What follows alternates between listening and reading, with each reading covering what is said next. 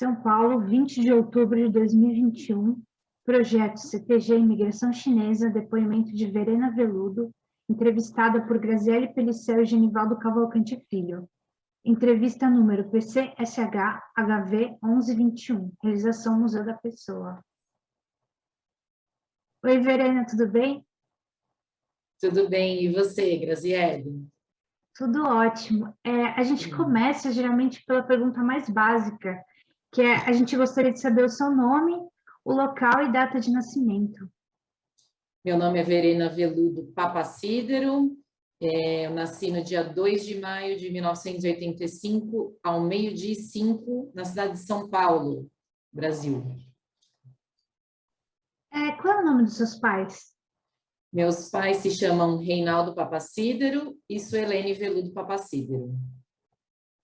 O que eles fazem?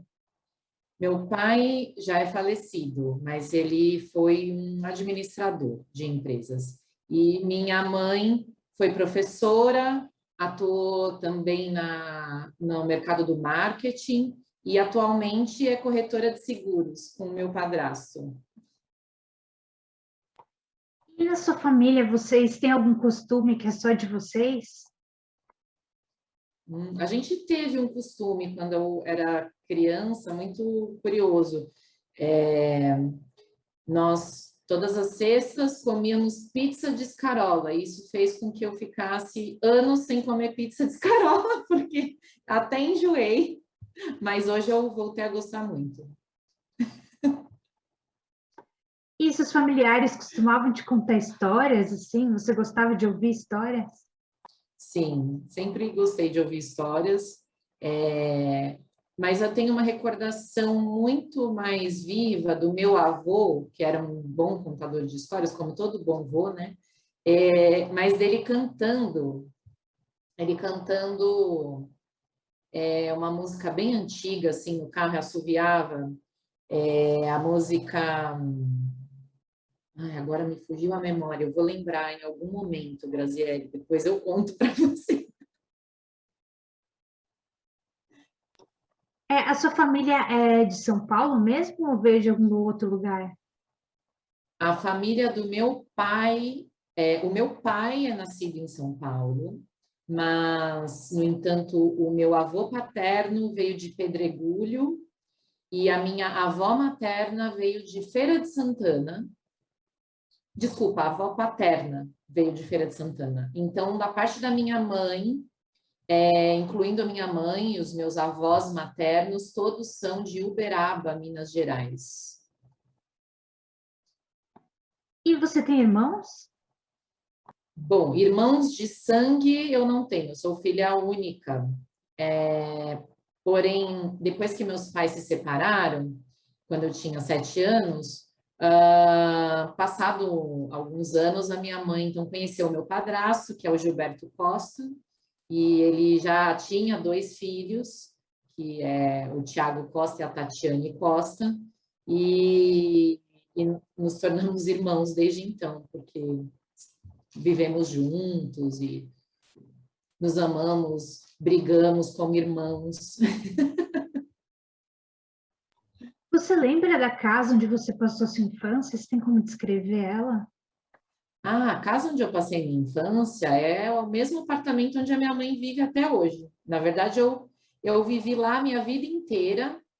É um apartamento que fica na Vila Sônia, numa região bem tranquila e simples até ali do Morumbi, em São Paulo, e é um apartamento de uns 90 metros quadrados, com né, todas as coisas que estão no apartamento, um apartamento comum, mas que, como fica dentro de um condomínio com 4 prédios,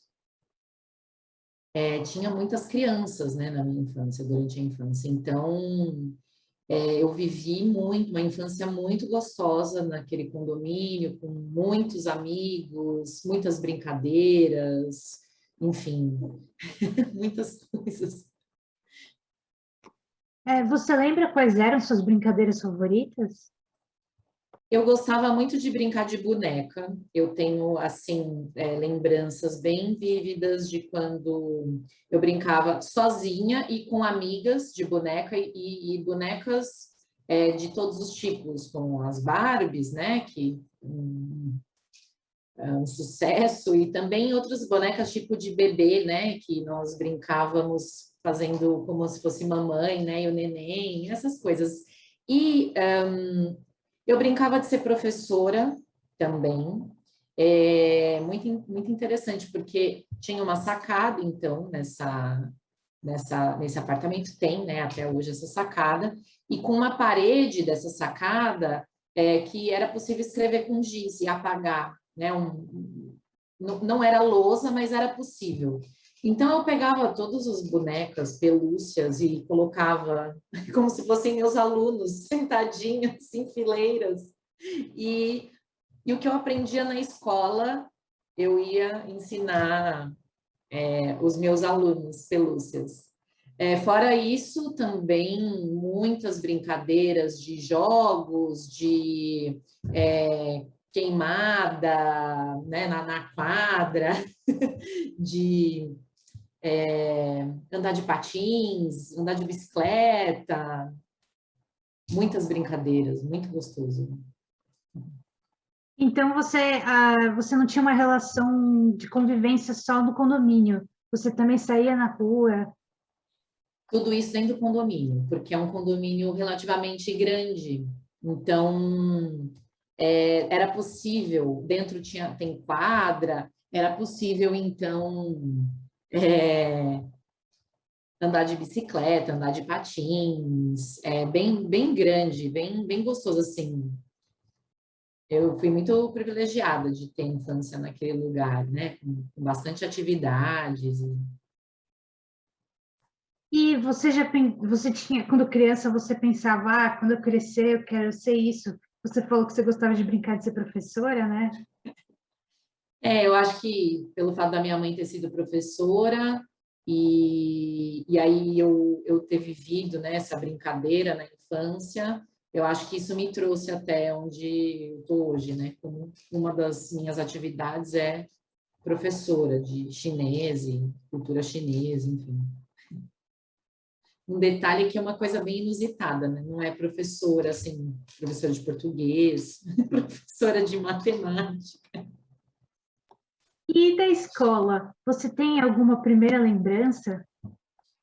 A escola foi a mesma também durante minha vida toda. A escola, o Colégio Guilherme Dumont Vilares, também próximo.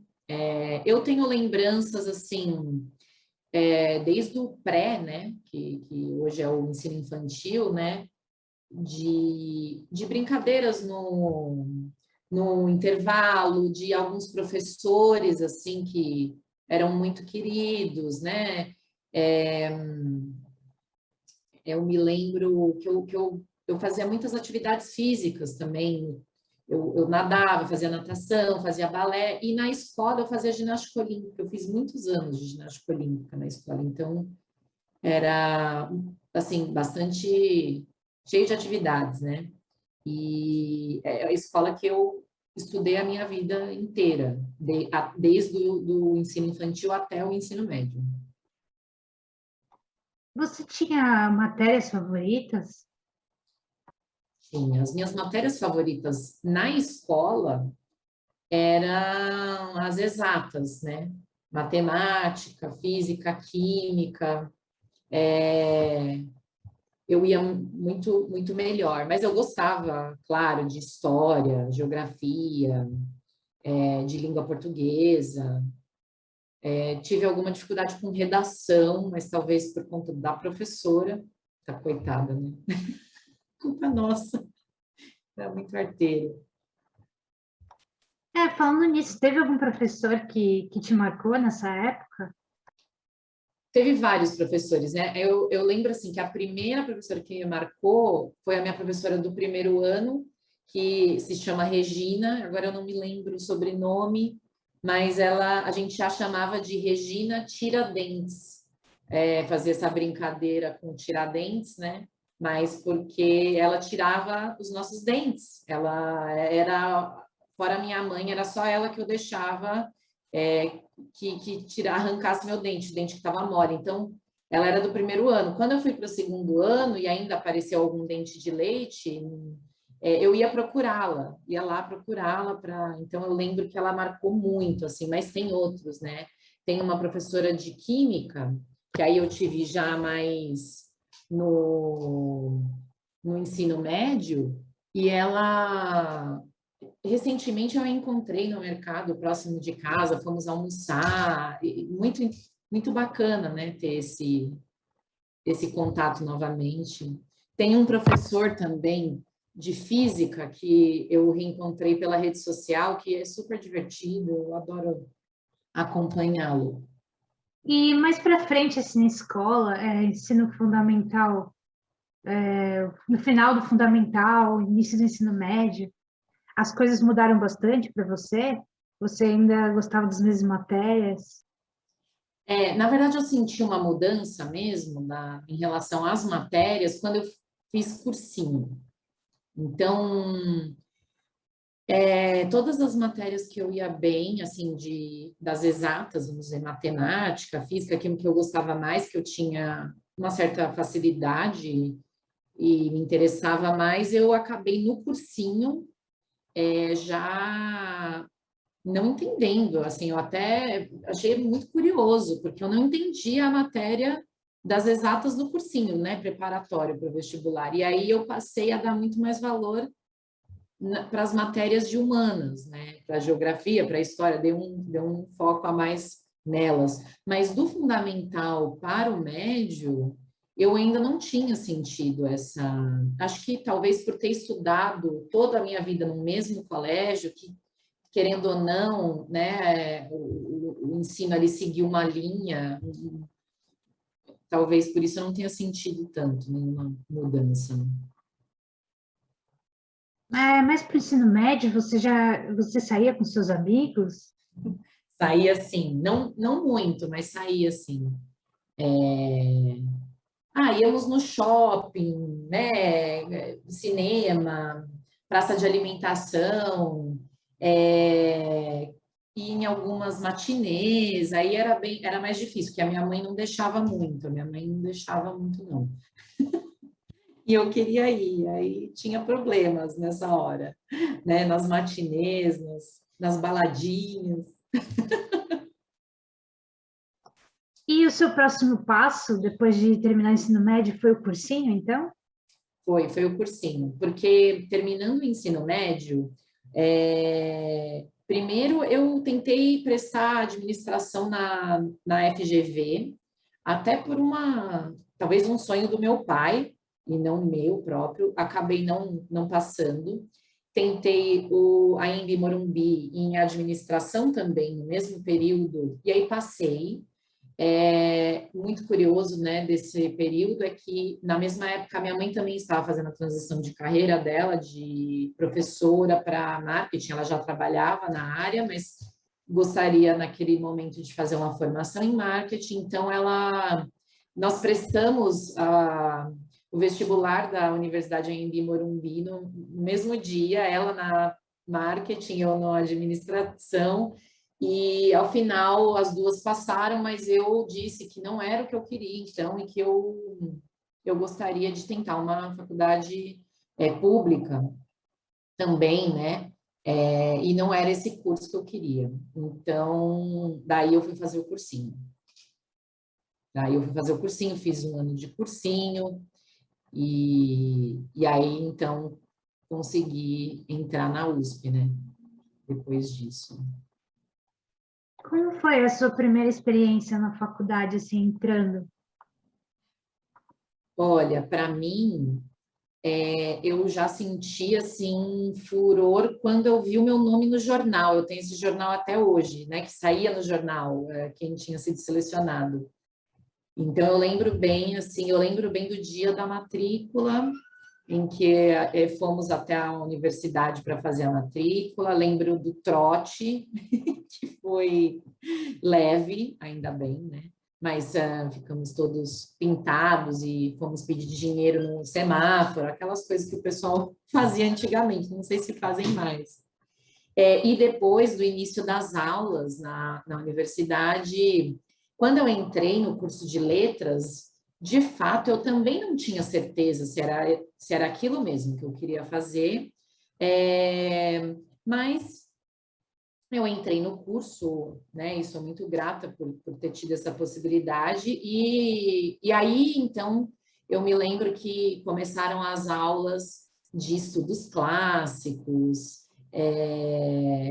de introdução à linguística, de latim, né, introdução ao latim, e, enfim, para mim aquilo era tudo muito novo, porque embora eu tivesse estudado num colégio bom e recebi uma educação boa, né? Eu não tinha tido acesso àquele conteúdo e aquilo me encantou. Naquele momento, eu decidi que eu faria letras até o fim, mesmo que fosse só o português e linguística. E, no geral, como é que foi a experiência da faculdade para você? Então, ao final do primeiro ano do ciclo básico do curso de letras na USP, nós fazemos um ranqueamento. Nesse ranqueamento, nós vamos escolher se vamos fazer só português, ou português e linguística, ou português e uma outra língua, ou até só uma outra língua, enfim, você tem algumas possibilidades. Então, eu pensei, bom, já que estou aqui, gostei, quero também fazer uma coisa diferente. Eu vi que a maioria dos colegas queria fazer especialização em inglês, em espanhol, em italiano, em francês, né, as línguas ocidentais. E eu queria sair um pouco dessa mesmice. Eu já sabia um pouco de inglês, então eu pensei, bom, o que eu posso escolher aqui dessa lista muito ampla de línguas, né? Então eu pensei, nossa, tem chinês. Olha só que coisa incrível. Então, vou tentar chinês. Nunca tinha tido nenhum contato com língua chinesa, com cultura chinesa, nem colegas chineses, nada, zero. Ah, chinês, muito diferente. Então, coloquei essa primeira opção. A minha segunda opção foi o grego, por conta da minha ascendência, uma das ascendências, inclusive. E a minha terceira opção era italiano. Tinha mais opções, mas essas são as três primeiras que eu me recordo. Italiano também pela ascendência. E aí, então, eu consegui o chinês. Na época, eu trabalhava como auxiliar da parte jurídica, assistente jurídico da ABIQUIM, Associação Brasileira da Indústria Química, que foi um emprego que eu consegui, assim, logo que eu entrei na faculdade, consegui fazer então, o português à noite, né? Esse ciclo básico à noite, o curso para mim era à noite. Só que o chinês, ele só tinha de manhã. E então, eu tentei falar com o meu chefe na época, não era possível fazer um arranjo em que eu pudesse trabalhar só no período da tarde. Então, eu ainda fiquei um ano todo fazendo só português, né? E por isso eu atrasei a minha entrada no chinês, mas foi plenamente possível e foi ótimo, melhor ainda, porque eu pude focar no português no primeiro ano, daí no segundo, né, e terceiro ano, e daí então eu pedi as contas na Biquim e consegui então transferir o curso para amanhã e começar, então, a língua chinesa. Então, eu fiz 3 anos do curso de língua chinesa, já tinha terminado as matérias do português, e eu pensei, então, que eu deveria ir para a China, porque só estudar aqui no Brasil chinês não era suficiente para eu desenvolver a proficiência.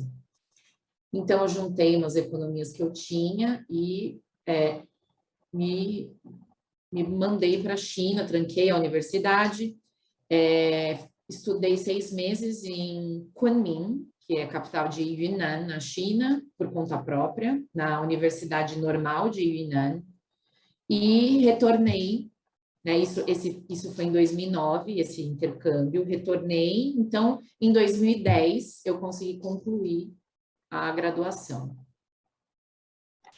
E como é que foi esse processo para você de aprender chinês, assim, que é totalmente diferente do português? Então, quando eu escolhi chinês, era aquela coisa assim, diferente, não sei nada. E como eu não comecei logo no primeiro ano que eu poderia começar, né? Eu atrasei um pouquinho. Nesse ano eu pensei, bom, eu preciso de conhecer alguma coisa, né, da língua para eu não entrar assim crua. Então eu procurei no Templo Zulai, né, Julai Sanyal, o Templo Zulai lá em Cotia, um curso de chinês. E foi maravilhoso, porque era todos os sábados, eu ia lá, é um lugar muito gostoso. Então, eu comecei ali a ter um primeiro contato com a língua, embora com uma abordagem diferente do que eu fui ter depois na graduação, né? Aí, chegando na graduação de chinês, eu me recordo que a primeira aula com a professora Hui Chia, ela foi muito marcante, porque ela colocou na lousa um caractere, que é o caractere de Hao, que é o caractere de bom em chinês, que é formado por uma mulher e um filho. Então, ela explicou isso, né? Que, então, aqui nesse caractere que significa bom, que se lê Hao, nós temos uma mulher com um filho. E por que que é assim? Então, aquilo, para mim, foi muito fantástico. Como abrir um novo horizonte, né? Para quem estava acostumada com o alfabeto apenas, né? Do português, do inglês, ter contato com uma língua escrita tão antiga, que tem essa possibilidade, me despertou uma curiosidade muito intensa. Então, ali eu tive o estalo, nossa, isso daqui é fantástico, e eu mergulhei, assim, eu fazia tudo, fui excelente aluna, assim, falo sem modéstia, porque estudei muito, gostei muito de estudar chinês e gosto muito até hoje, na minha vida. E essa sua experiência de ir para a China, tem algum momento que foi marcante para você? Muitos, né? Mas o primeiro momento marcante foi quando, bom, peguei o avião sozinha e fiz uma escala em Joanesburgo, e aí ali eu já estava assim, sozinha em qualquer lugar, né, que não seja no meu país. Muito, muito esquisita a sensação. Quando eu cheguei na China, eu cheguei em Hong Kong. Pude ficar uma noite lá, passei uma noite em Hong Kong e só no dia seguinte segui para Kunming. E ali em Hong Kong eu não tinha sentido tanto, porque primeiro eu estava com o fuso horário, né, totalmente bagunçado, e em Hong Kong as pessoas falam bastante inglês. Eu não me arrisquei tanto a tentar falar em chinês, assim, eu fiquei mais tentando inglês, assim, uma outra palavra em chinês. Bom, mas quando eu cheguei no continente, né, ali em Kunming, eu lembro que assim que eu cheguei no desembarque, eu saí do desembarque com as minhas coisas e eu estava procurando algum professor da universidade que ia me buscar. E então ele estava lá ela, né, estava com a placa, com o meu nome ali, ali eu senti um alívio, nossa, que bom. Essa pessoa está aqui para me buscar, porque aí era totalmente diferente o ambiente. Não, ninguém falava inglês nada, nada assim. Era chinês e às vezes até um dialeto ali daquela região, não era nem o chinês mandarim que eu tinha aprendido. E então essa professora me pegou, pegamos um táxi, eu lembro assim de um túnel, não sei por quê, um túnel que o táxi passou, que tinha umas imagens que eu fiquei, sabe quando você está assim meio fora do ar ali, tentando entender, né, o que estava acontecendo. E chegando na universidade, no alojamento, a pessoa que cuidava do alojamento, eu me lembro que ela falava em dialeto, ela não falava mandarim, e que eu só entendi que eu teria direito ao banho às 8 horas da noite. E aquilo me deixou assim super. Como? Como assim, banho quente só às 8 da noite? Se eu quisesse tomar banho, eu poderia em qualquer outro horário, mas seria banho frio. Então, essa foi assim, as minhas primeiras impressões quando eu cheguei lá. E nesse primeiro dia, eu fiquei muito preocupada, assim, porque eu estava em choque. Eu estava em choque, que eu estava na China, eu não estava entendendo nada. Tudo estava em chinês, tudo que eu via, tudo que eu ouvia. E eu ligava para minha mãe chorando no primeiro dia, chorando, falava: mãe, o que que eu vim fazer aqui? Tá tudo em chinês, não estou entendendo nada. E ela foi super. A minha mãe foi muito, assim, amiga nesse momento, que ela falou: você sabe por que você foi aí? Você me falou que você ia para a China para conquistar sua proficiência, então você está aí para isso. Então seja forte. E o que ela me falou, né, me fez, assim, ter força para ficar, e foi ótimo, assim, uma experiência fantástica, maravilhosa, que às vezes eu fico pensando: nossa, que pena que não dá para voltar, né? É, você sentiu muitas diferenças culturais lá quando você estava na China? Nessa primeira experiência, talvez porque o choque cultural tivesse sido bem grande, né? Pelo fato de ser a primeira vez ali, sozinha, a única brasileira na universidade, ninguém falava em português, aí era só indo.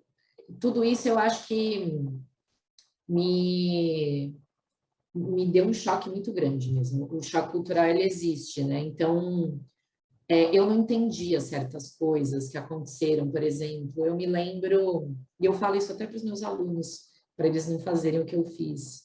Eu me lembro de passar umas situações assim: eu estava fazendo alguma coisa, e aí um chinês vinha e me cumprimentava, e ele me cumprimentava perguntando uma coisa meio óbvia, sei lá, se eu tivesse saindo do alojamento, um chinês me perguntava assim: Nitinar, onde você vai? Aí eu pensava: que ele quer saber onde eu vou, né? Com a cabeça de brasileiro, aqui no Brasil ninguém, se encontra seu vizinho saindo da sua casa, se encontra ele não fala: onde você vai, né? Tipo, o que você está me perguntando? E eu não entendia aquilo. Eu não entendia que, na verdade, esse era um cumprimento do chinês. Então eu ficava meio assim: nossa, como pode, assim, meio adolescente, assim, como pode perguntar onde eu vou? A minha vida privada, sabe? Eu não entendia. Depois, conforme eu fui estudando, aprendendo e vendo que aquilo acontecia todos os dias. Todo dia alguém diferente me perguntava: onde você vai? O que você comeu? Você está estudando? Era esse o cumprimento. Aí eu entendi. Falei: nossa. Então, hoje, quando eu dou as aulas, né, para o pessoal do iniciante, sempre falo: gente, se um chinês te perguntar onde você vai, se você já comeu, assim, de primeira, de cara, ele está te cumprimentando. Não fica pensando que ele é enxerido, quer saber da sua vida. Então é como se fosse um elogio, uma forma de perguntar se você comeu bem, se você está bem, né? Tipo isso.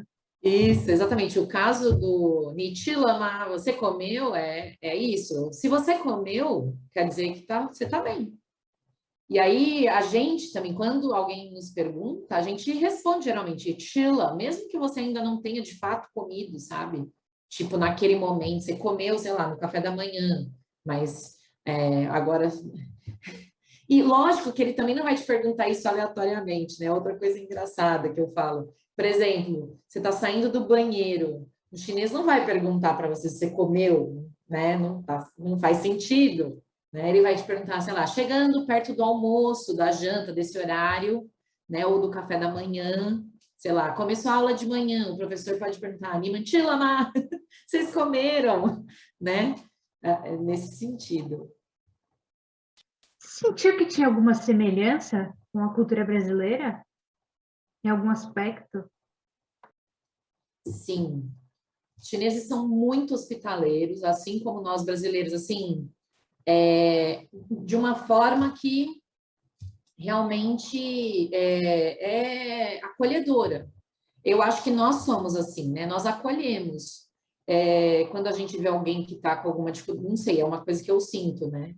Tá, claro, nem todos iguais, mas Ou mesmo assim, no interior, essa coisa do interior do Brasil, do vizinho, vem tomar um cafezinho aqui de tarde, comer um bolinho, ou te levar alguma coisa que fez gostosa e que quer que você experimente. O chinês, ele tem isso também. Então, por exemplo, se eu falasse perto da hora do almoço que eu não tinha comido, com certeza o chinês ia me chamar, então vamos comer.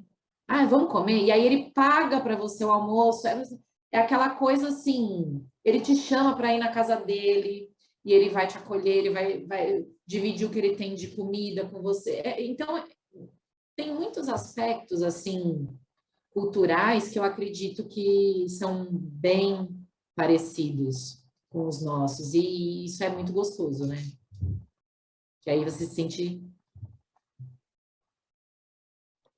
E após esse período de estudo, como é que você se introduziu no mercado de trabalho?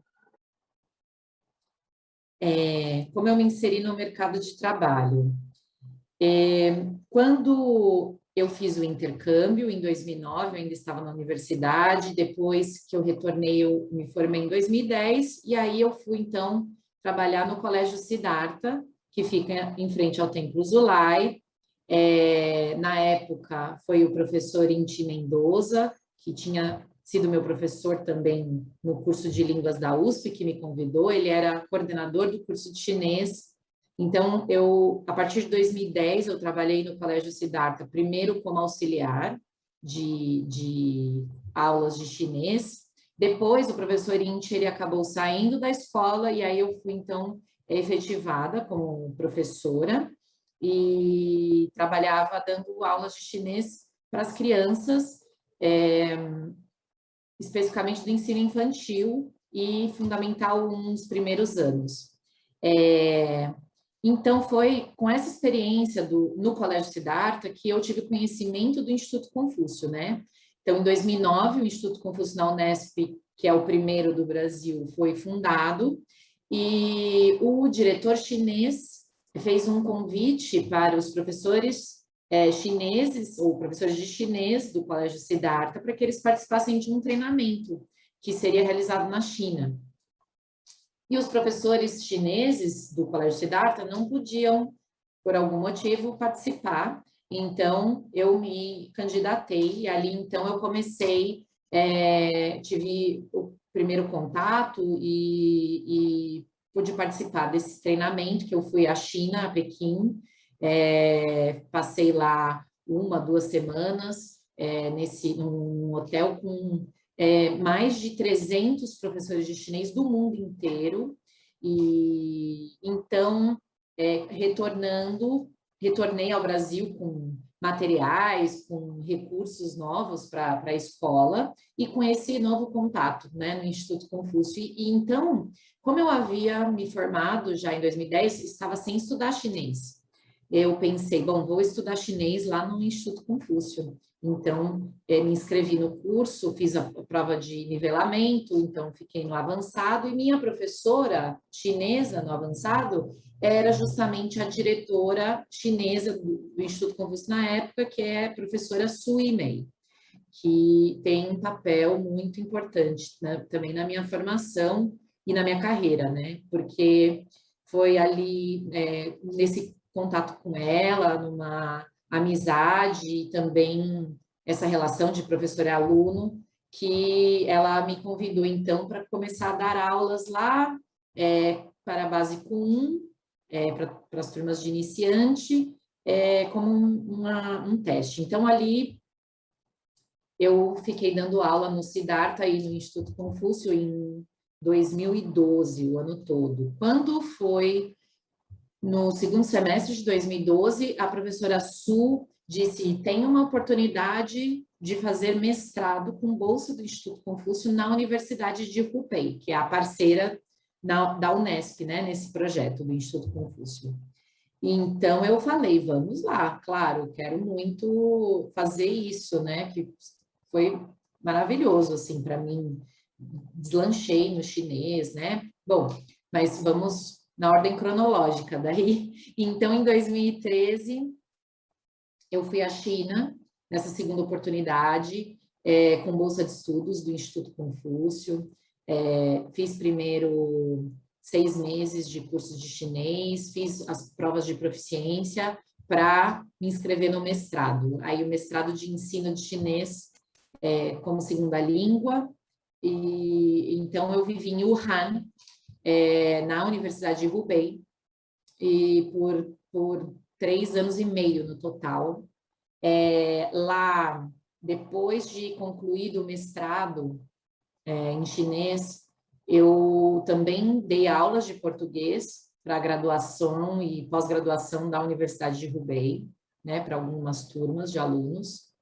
E, bom, na época, quando eu fui à China, eu já estava namorando com meu marido atual. Então, depois, em 2014, nesse período que eu estava lá, ele foi para lá também, estudou, mas aí fez um MBA numa outra universidade, na mesma cidade de Wuhan. Voltando ao Brasil, nós nos unimos, né, perante a justiça, né, brasileira, e desde então estamos juntos. E quando ele terminou o curso dele lá de MBA, nós retornamos ao Brasil, isso foi em 2016, em julho de 2016. E depois que eu retornei ao Brasil, então nós dois retornamos ao Brasil, eu fui contratada pelo Instituto Confúcio, né, na Unesp, como professora de chinês.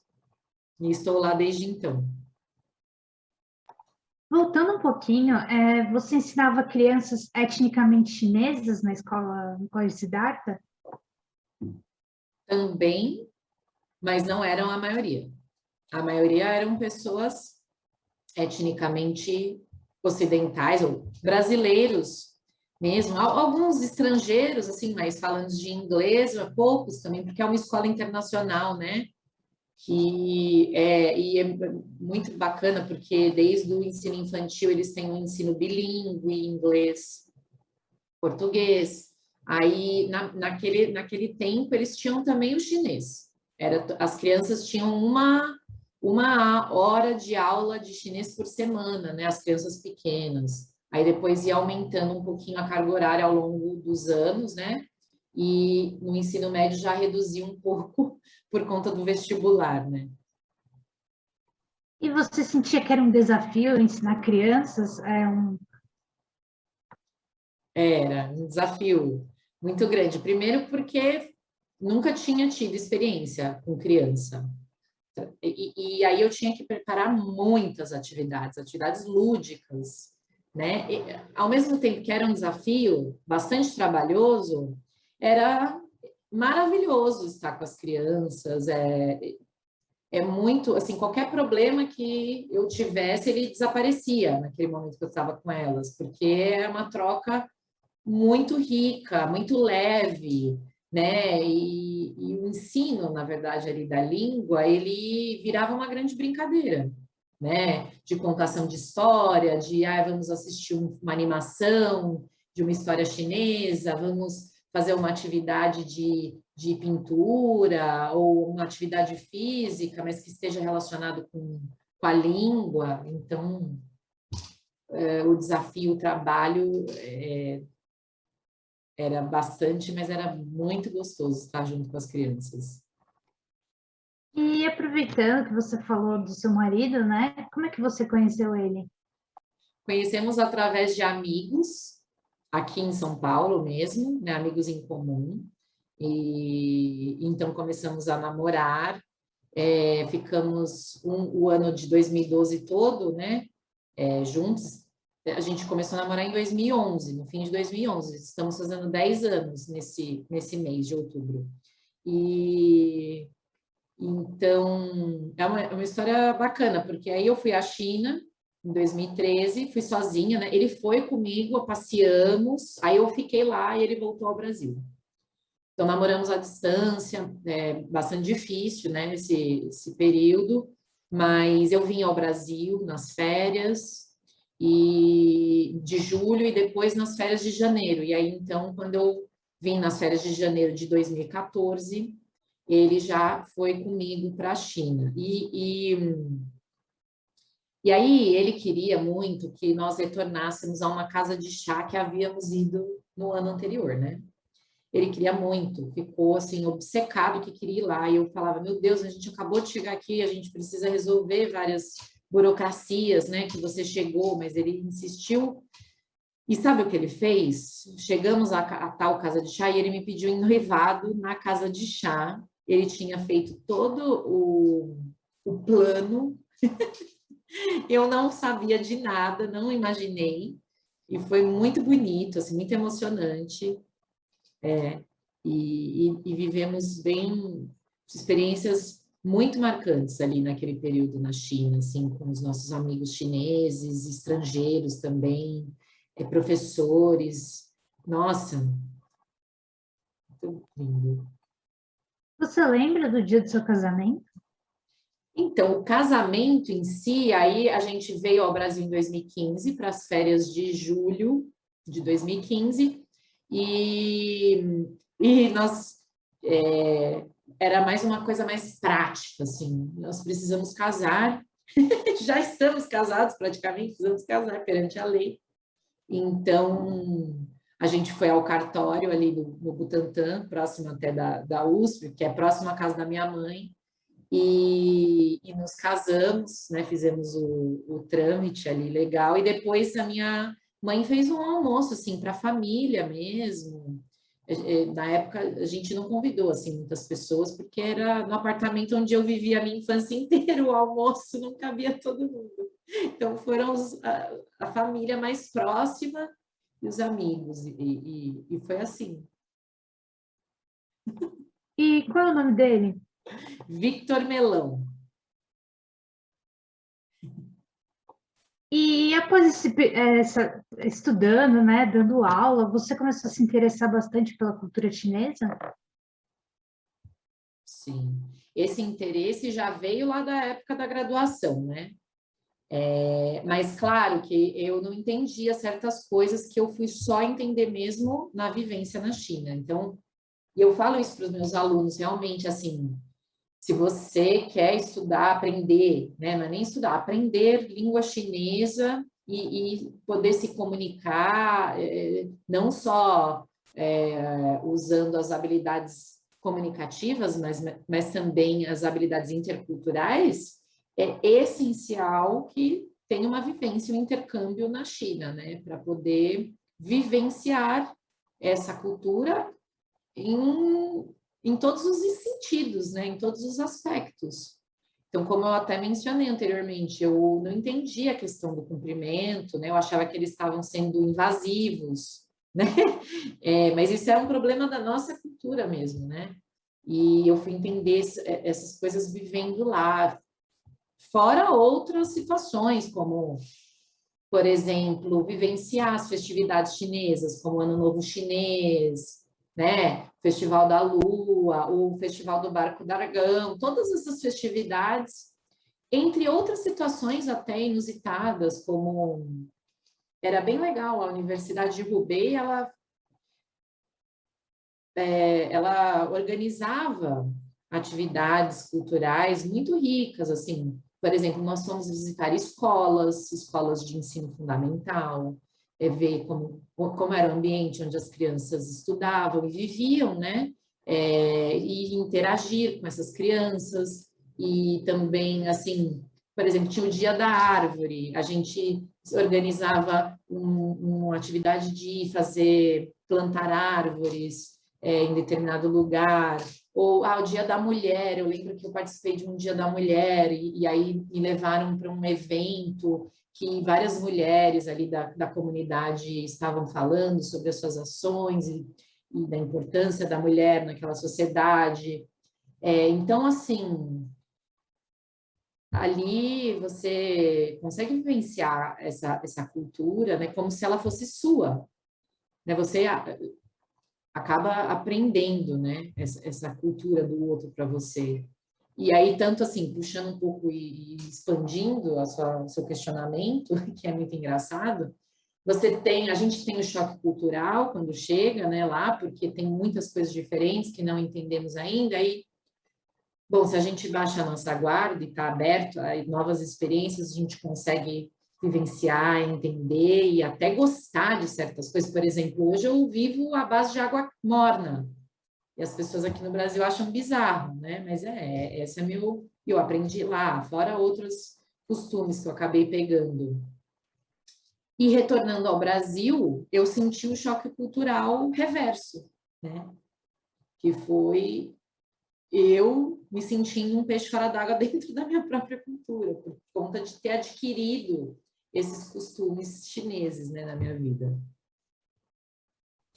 Você citou das festividades, né, tradicionais. Você chegou a ir em alguma? Sim, todas que podia eu ia. O meu professor orientador, o professor Huang Ping, também tem assim, um papel essencial nessa vivência lá. Ele fez questão em muitas dessas festividades de nos acolher na casa dele. Então, a gente foi passar Ano Novo Chinês na casa do professor Huang Ping, com a família dele, com a vovó chinesa, com o vovô chinês, jogando Mahjong, o jogo de pecinhas, né, de pedrinhas com eles, assistindo o show da virada chinês, né, durante a noite, comendo, participando da refeição, muito farta, rica e cheia também de elementos ali que são culturais, né, mas estão relacionados à própria comida. Isso no Ano Novo Chinês. E também passamos um Ano Novo Chinês na casa da professora Sui Mei, que tinha sido a minha diretora do Instituto Confúcio aqui, e aí também com a família dela. Fora o Ano Novo Chinês, eu me lembro, por exemplo, de um festival da Lua, que eu, junto com a professora Cici, que é hoje uma youtuber muito famosa, né? Professora Cici, minha amiga, então fui madrinha, dama de honra do casamento dela com o Lucas, né, o marido dela, lá também, que foi outra experiência de cultura, sim, muito interessante. Mas eu lembro de um festival da Lua que ela nos levou, então, para a beira do rio Yangtze, né? O rio Yangtze, ele cruza a cidade de Wuhan. É muito bonito, porque é um rio que está relativamente limpo. Não tem nada a ver com os nossos rios aqui em São Paulo. Eu não sei se você está em São Paulo, mas é um rio limpo, as pessoas nadam, tem pessoas que nadam, tem o transportes, e assim, nas laterais, nas margens do rio, tem alguns lugares que tem parques, então que as pessoas vão caminhar. E, então, num dos festivais, na verdade era o Festival da Lanterna, Festival das Lanternas, que é o fim do Ano Novo Chinês. Eu fui com Cici, com o Lucas, né? E Vitor também, nós quatro para... Não, Vitor não estava ainda lá, é que mistura todas as memórias, né, na nossa... Mas me levaram, então, para as margens de Rio Yangtze, e estava ali muitos chineses, com várias lanternas coloridas, acesas, penduradas em diversos lugares, e alguns dos chineses, à revelia da polícia, que ficava ali patrulhando, soltavam lanternas de papel com pedidos dentro. Então, eu tenho essa imagem muito gravada na minha memória daquelas lanternas acesas sobrevoando ali aquela região. E fantástico. A cultura chinesa é lindo demais. E atualmente, você continua no Instituto Confúcio como professora? Sim, atualmente sou professora de chinês lá no Instituto Confúcio, na Unesp, mas eu tenho diversificado também um pouco minha atividade, né? Como eu disse, eu também sou tradutora de chinês, então, nesse último ano, eu consegui publicar 4 livros de literatura infantil traduzidas pela editora Caicai, que é uma editora especializada, né, recém-fundada e especializada em literatura chinesa infantil. Então, além disso, fazendo mestrado em estudos da tradução, né, em tradução de poesia chinesa na USP. Você pode comentar um pouquinho sobre o seu mestrado de poesia chinesa? Sim, posso sim. Eu pesquiso a poesia nebulosa, que é um movimento vanguardista da década de 70, 80 na China, que podemos dizer que foi uma grande revolução na poesia chinesa contemporânea, né? Mudou alguns paradigmas ali, alguns paradigmas poéticos que estavam em voga naquele período, né, da China, e que inspiram muitos poetas até hoje, né? E muitos desses poetas estão vivos ainda e é possível ver as obras deles, conversar com eles, né? Se a gente consegue o contato, é possível. Então, minha pesquisa é entender o que foi esse movimento poético, selecionar os poetas mais representativos e os seus poemas mais representativos, né? Um poema de cada poeta, são 5 poetas que eu estou pesquisando, e propor uma tradução em português para esses poemas, né? Como uma pequena antologia traduzida desses 5 poetas principais do movimento de poesia nebulosa. E tem algum desafio de traduzir chinês, mandarim para o português, de expressões que são diferentes, por exemplo? Tem muitos desafios, né? Assim, para começar, por conta da língua chinesa e da língua portuguesa, as diferenças entre essas duas línguas, né? O chinês é uma língua concisa, não tem conjugação verbal, não tem flexão de gênero, de número, o que facilita muito a nossa vida de aprendiz da língua, claro, e dificulta quem aprende português, não é mesmo?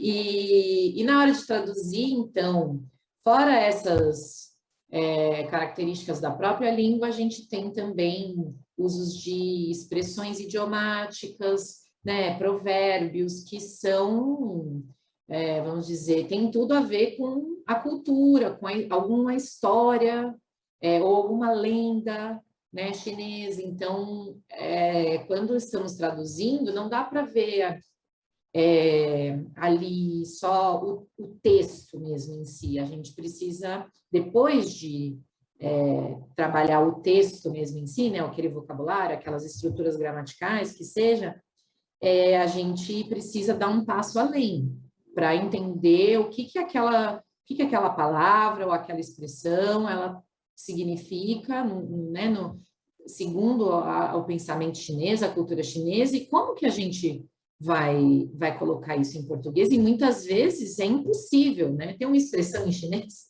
que eu sempre fico, não sei como traduzir, é uma expressão do dia a dia. Os chineses usam assim, "xinku" lá, quer dizer, como você trabalhou duro. Nossa, você trabalhou duro. Então, por exemplo, eu peço para você fazer alguma coisa para mim. Você faz e eu falo assim, "xinku lá, xexen", obrigada, você trabalhou duro. É uma expressão que eles usam. Só que assim, em português, né? A gente não fala, você trabalhou duro, né? Obrigada por me ajudar com isso, você trabalhou duro, né? Eu não sei, então, como muitas vezes a gente não sabe. Eu sei o que que é, eu entendo como que se usa, mas como eu vou falar isso em português, eu ainda não descobri. Então, acho que esse é o desafio da tradução. Verena, caminhando para agora para as perguntas finais, né? Quais são as coisas mais importantes para você hoje? Nossa, essa pergunta é difícil. Acho que, bom, no momento que a gente vive atualmente, né, pandêmico, acho que a coisa mais importante é saúde. Saúde física e saúde mental. Acho que saúde mental, muito, muito mais até, porque se a gente está bem, né, vamos dizer, mentalmente, a gente consegue, o nosso corpo está funcionando perfeitamente. Se a gente tem alguma disfunção mental, eu acho que algum problema, né? Eu acho que pode ocasionar algum dano físico, né? Eu acredito nisso. Então, eu acho que essa é a coisa mais importante para mim. E, bom, depois disso, né, da saúde, de querer que não só eu esteja saudável, mas que todas as pessoas, não só as que estão à minha volta, a minha família, meus amigos, mas todos no planeta, e o que é muito difícil, né, e que me frustra muito, porque muita gente não está legal, não está bem, então realmente é difícil. Mas é a minha família mesmo, né? É ver meu marido, meus pais, a minha gata bem, tá com eles, né? E eu acho que essas são as coisas mais importantes da vida, da minha vida.